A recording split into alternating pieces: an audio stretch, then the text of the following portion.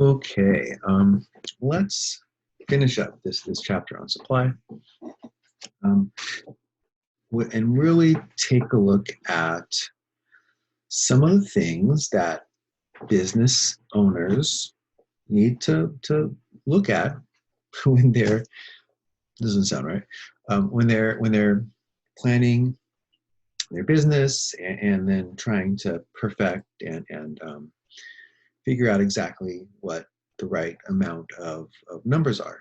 In our last lesson, we looked at workers and if maybe what's the right amount of workers to have on at your work at the same time to be working at the same time to maximize profits. In this case, we're going to try and look at multiple variables and try and best understand how to maximize profits, not only looking at your workers and what the right amount of workers is to have on, but also other costs. And the first set of costs we're going to call overhead costs or fixed costs. Okay, overhead I think is a much more common name um, for this kind of cost. And really it's all of the things that you need to pay before you even open your doors to business. So I've been using restaurants as an example in this lesson because I worked in restaurants. I could probably use retail. I've had a lot of friends and family who have been involved in retail. I might use retail as an example. I cannot truly explain this in a factory sense, in a manufacturing sense.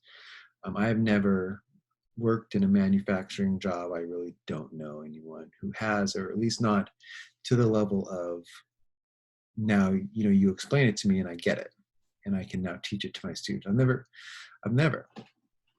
So let's look at it for restaurants. And I got this chart here. Typical restaurant expenses, okay?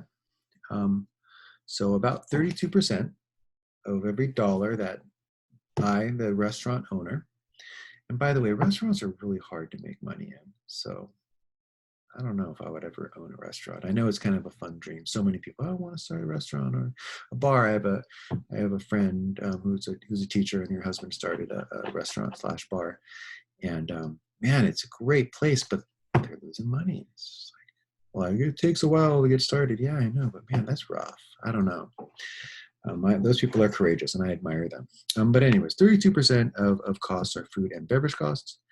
You're looking at a 5% on average net profit. Just think about that right there. That number right there is the one that scares me. Okay, because what you're saying is that you're going to spend all of this time and all of this energy, and all of this money and all of this risk, and all you're going to end up is pulling in 5% at the end of the day. That's a really small number. My brother and sister who worked retail, they would talk about 300% markup on items. So you're selling an item for $40 that the retail is buying for 12, and you're like, oh yeah, that's a pretty good amount of money. And if you can sell enough items, right? You don't need that many employees. What are we talking about? Rent as being your other major cost. You could make some money. Right, and in their experience, they worked at retail shops that expanded because they were making money. So, anyways, I don't want to offend restaurant people. I'm a restaurant guy myself. Labor costs are going to be 33%. Benefits, 6% rent. That looks really low to me.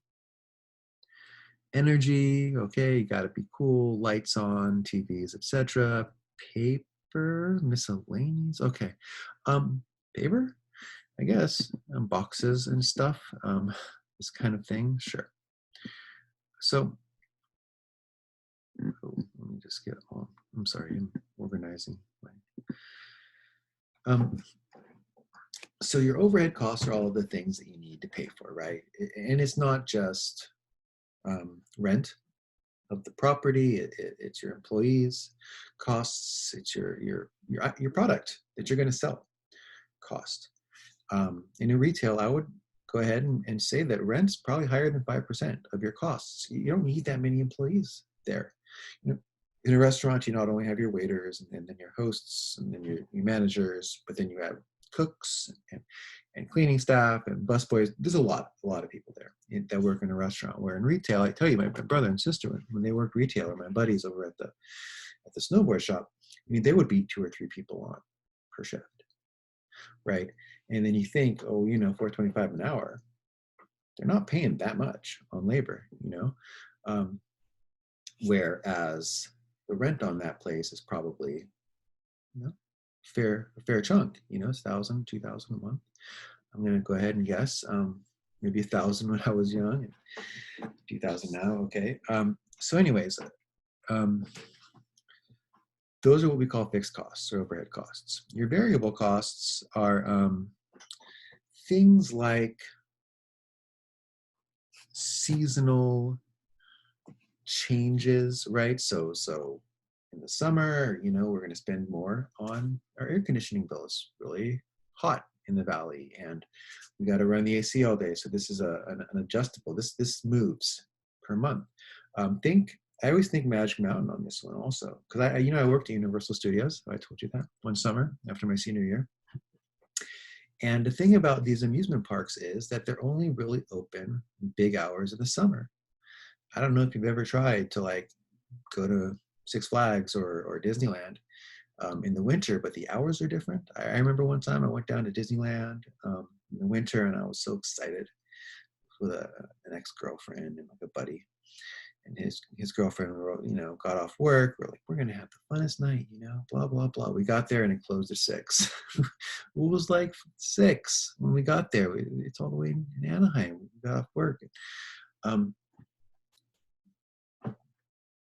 So variable hours, right? And then that also has to do with how much you're going to pay your employees varies. So if you're open more at certain times of the year,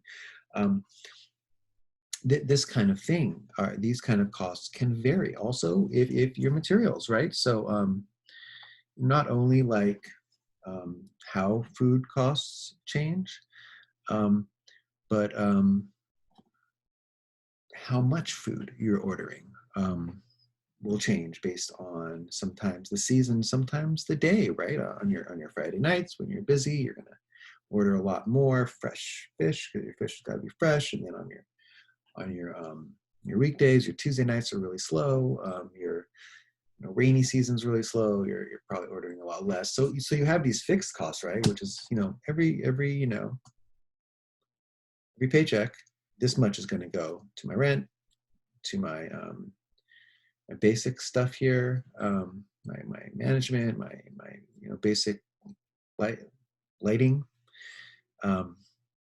And then your variable costs are seasonal oftentimes, right? They have to do with the summer versus the winter, busy season versus unbusy season, rainy season versus unrainy season. And all of these things have to be taken into account. My buddy Asa has an air conditioning business.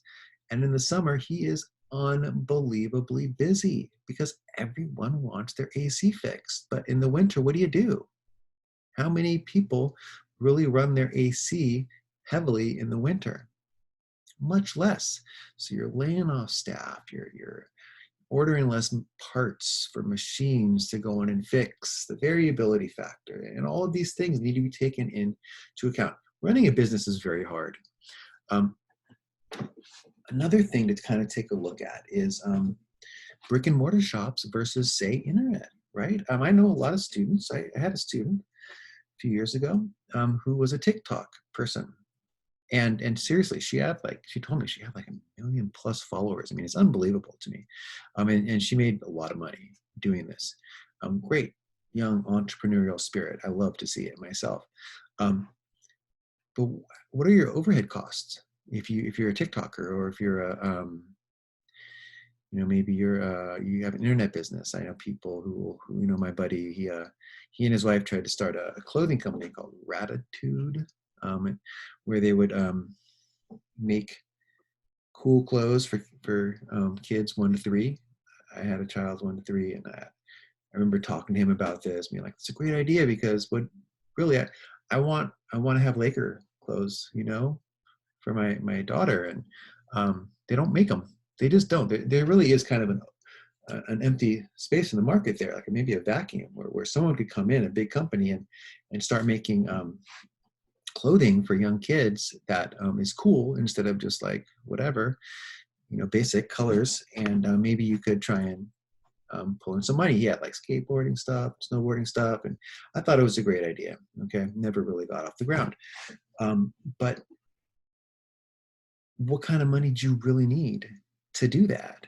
Not that much. What are you talking about? An internet site, or he was selling on Etsy, or he would go to the like the flea market when it would open down there on Topanga, and now I guess Pierce College, and you sell your wares, you bring a table, you rent a spot, it's super cheap, you're there all day, people walk around.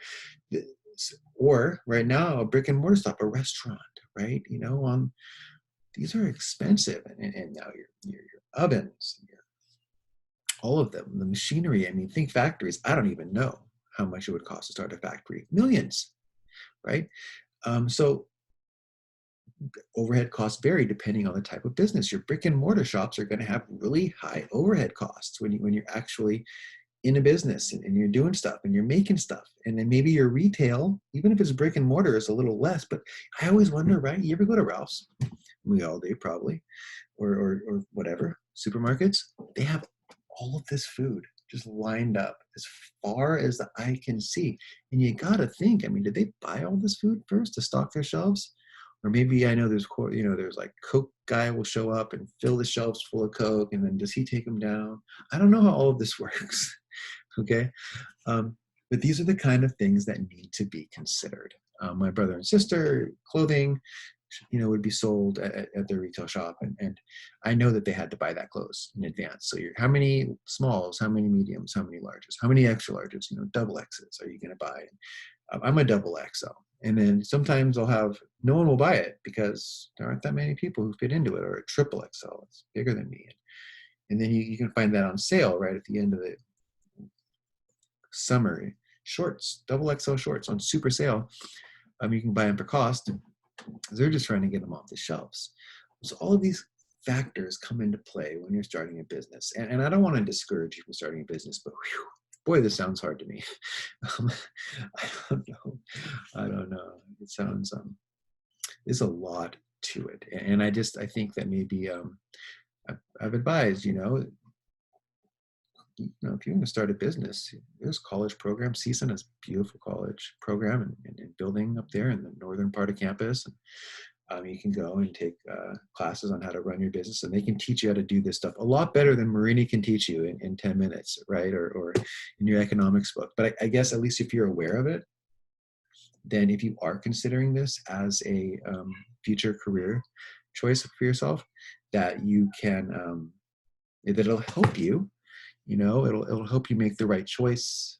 Because look, you're all at that age right now where you don't have to choose your career, but I would have choices, right? I would lay out to myself like, okay, when I graduated high school, I had like 4 things I wanted to be, and teacher was number 4. Honestly, it was not my first choice, but I'm glad it was there. Because as I failed one after another at trying to get these, I want to be a professional basketball player, I want to be an announcer, a DJ. I used to DJ the college radio station. I used to announce games. I want to be a firefighter. All of these things, right, that I wanted to do. It didn't work out. And all of a sudden, I was like, well, my 4th option is being a teacher. And I'm still going to college, and let's follow it. You should be laying out options right now for what you want to do after graduation, after for your future career. And when you're laying out these options, at least again, if you understand the complexities of different business models, it'll help you make a more informed choice. If that is for you, and if maybe you want to, dabble with it versus, go all in on it, or these kind of things. And I think that, I mean, that's one of the things that this course is all about.